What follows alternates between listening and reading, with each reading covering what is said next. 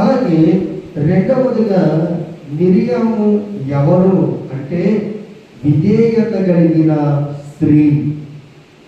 తల్లిదండ్రులకు, పెద్దలకు, అలాగే పిల్లల మరి దైవజనులకు విధేయత చూపినట్లుగా మనం చూస్తూ ఉన్నాం.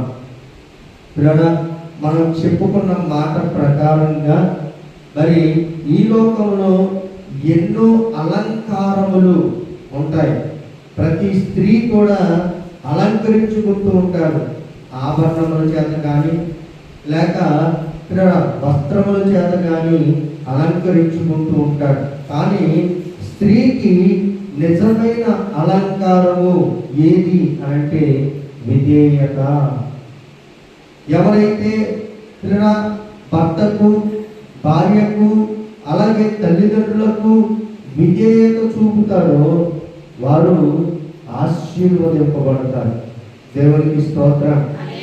కాబట్టి మూడవదిగా మనం చూసినట్లయితే కీడు నుండి తప్పించినటువంటి, కుటుంబాన్ని కాపాడినటువంటి స్త్రీ ఎవరు అంటే మిరియాము.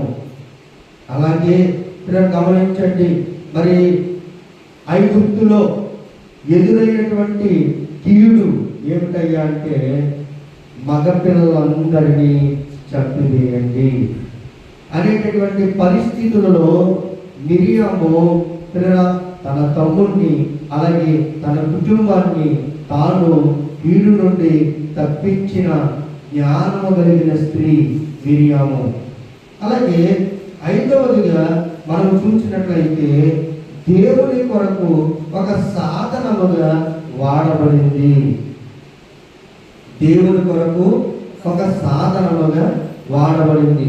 నిర్గమాకాండము 1వ అధ్యాయము 16వ వచనములో మనం చూస్తాం.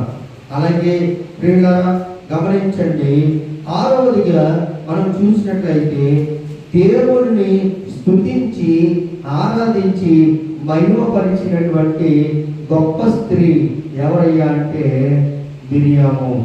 నిర్గమాకాండం 20-21 వచనంలో అలాగే ప్రారంభ వచనంలో మనం చూస్తే మరి మిరియాము తంబుర చేత పట్టుకొని ఇశ్రాయేలు స్త్రీలందరికీ మరి ఆ ఆరాధనతో ముందుకు సాగుతున్నటువంటి స్త్రీ ఎవరయ్యా అంటే మిరియాము. అలాగే మనము కూడా దేవుని సన్నిధికి వచ్చిన అందరూ కూడా దేవునిని స్తుతించాలి, ఆరాధించాలి, మహిమపరచాలి.